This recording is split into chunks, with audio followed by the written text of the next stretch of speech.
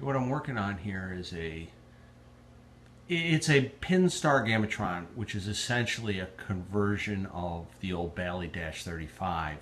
It's a narrow body Flight 2000, but it runs a -35 board. There's been a lot of talk about LEDs used in these games and how they don't really work so well. So I've got all regular lamps in here, except for this, and this in lamp test, except for this one LED.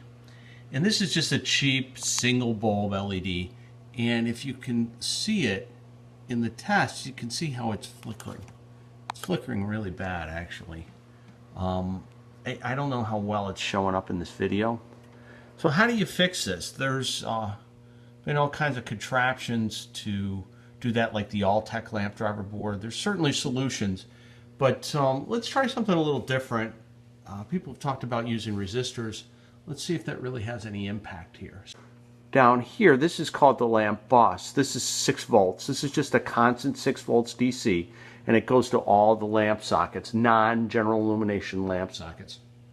So we don't want to mess like that. We want to mess with the wire that actually connects back to the lamp driver board.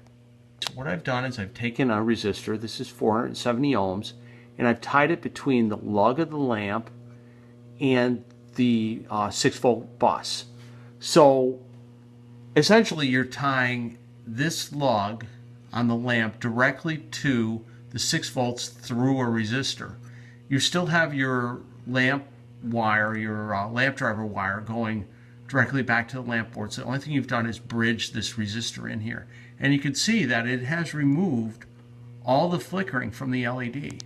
So we have gotten the desired effect. Now the question is do you have to do this for every LED? That's a really good question. So you may not have to do this for every single lamp. Now here's another kind of cute thing. Let's try taking the LED out and putting the light socket back in and see if let's see, just see what the heck happens.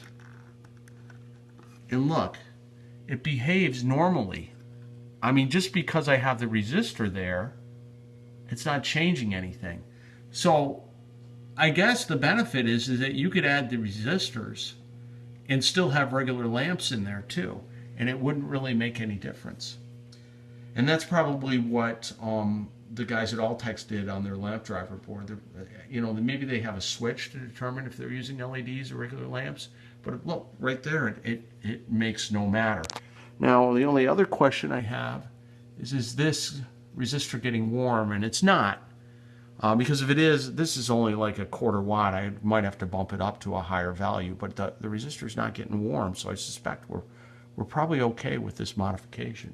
So now what I've done is I've switched brands of LEDs to the inexpensive Pinball Life LEDs. This is the one with the resistor, and you can see that it's not flickering, but all these other ones definitely are flickering. And if I show you from the front side of the playfield, I think you can see it too. The one, number 3, has the resistor, and the other ones do not. So you can see that they are still flickering. So the question is do I have to add a resistor to every lamp socket? So I'm going to start adding some resistors. Okay, so I've changed my resistor mounting technique a bit. Instead of mounting them to the wire bus here, I am now mounting them to the socket frame. As you can see here, it goes from the socket frame over to the lead. It's just a little cleaner and a little easier to implement. Now what I've done is I've put the 470 ohm resistors on all of them except for the 3 center ones. And you can see the 3 center ones are still flickering like crazy. And just to kind of give you a view of how it looks from the front side here, remember the 3 center ones are still the flickering ones, and the other ones, the other blue ones, are all with resistors. So you can see they look pretty darn good. I guess I'm going to continue along, get some more 470 ohm resistors and just do the rest. And the reason why I was doing these is because these blue inserts, blue and green inserts, don't light very well on playfields with number 44 bulbs. They just don't seem to shine through all that well. So the LEDs certainly make them a lot brighter. The green ones, those are regular lamps, so they're not so bad. But these blue ones were really hard to see. So I wanted to brighten them up with the LEDs. I also like the fact that, you know, LEDs generally last a long time, though I am not convinced that they last, quote, forever, like everybody is saying. Okay, so the big question is, do you need to add a resistor to every socket? And clearly you don't. Well, yes and no. I mean, like for instance, this one has no resistor and it's not flickering. Or a better example is up here. I've got a regular light bulb and an LED, but they're tied together and the LED is not flickering.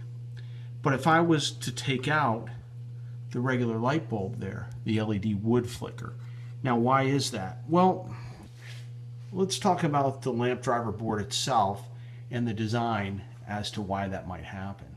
So here's inside the back box, and here's the lamp driver board. You'll notice that there's two different kind of SCRs. SCRs are the silicone controlled rectifiers that actually drive the lamps. You notice these bigger ones, the M106s, and the smaller 2N5060s. The smaller ones here can drive one lamp, just one. The bigger ones here can drive two lamps. So if you have one of these guys driving two lamps, you only need to have a resistor on one of the two sockets. But for these little guys that are only driving one lamp, those have to have a resistor for the one lamp that they are driving.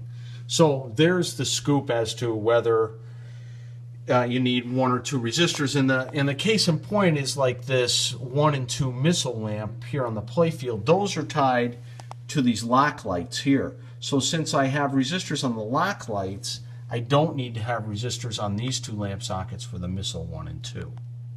Okay, so I've got the Gamatron upgraded with LEDs, but I notice I haven't used every lamp is not an LED. These are LEDs, but these are not. These are standard light bulbs. These are all LEDs. This area across here is LEDs. There might be a couple others. Oh yeah, the wow lights down here are normal light bulbs. So I've got a mix of LEDs and normal light bulbs, and you can see that it doesn't look odd. And that's kind of the whole point of this. And for the general illumination, I'm using the inexpensive Pinball Life LEDs. These are great. I really like them. They're like 25 to 35 cents depending on who you are and how many you bought. They work really, really well. And they're durable. I bought the Comet ones that are about 25 cents, and they are not durable. The plastic lids spin right off of them when you're putting them in, and I'm having a hard time with them. I won't buy those again. The Pinball Life ones for an entry-level LED I think are working really well. Here they are again for the general illumination. And again, the reason I use them in the general illumination is so we don't eat up connectors. Here's some video with the lights off, and it's interesting.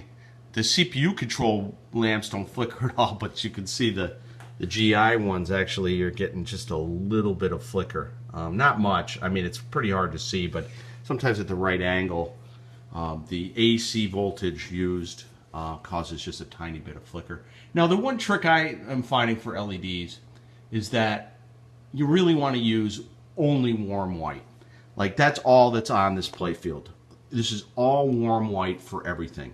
And the reason for that is it gives a natural ambiance, much like original light bulbs. Like I said, here these are regular light bulbs, and over here these are LEDs. They don't look out of place. And that's really the look I'm going for. I don't want people to walk up to a game and say, oh gee, he's got LEDs in it. I want them to walk up to a game and not even notice and not even think about it. I don't like these freaky colors and cool whites. Oh, cool whites are awful. They just scream LED. For example, here at the Ann Arbor Pinball Museum, this is exactly what I really don't want. This is, a club member did this one.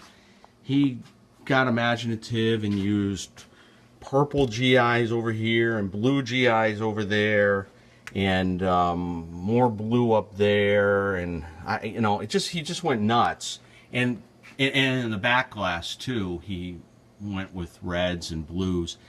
This is to me a totally unnatural look. And we will probably end up taking these LEDs out and just putting in warm whites to give it a more natural feel. Now, one problem I can't fix with LEDs is how they power on. For instance, Here's a little chart showing voltage over here, 0 volts to 6 volts, which is the standard light voltage. LEDs are either fully on or fully off. That is, it's a very sharp pitch. Where number 47s, 44s, and 555s kind of have this sine wave-ish type configuration, a bell configuration. So they come on and off like that, which is softer on your eyes, opposed to the on-off, on-off, on-off, on-off thing that LEDs do. This I can't fix, no matter what color or brand LED you use. This is just the nature of the product. So now it's time to play a little Gamatron.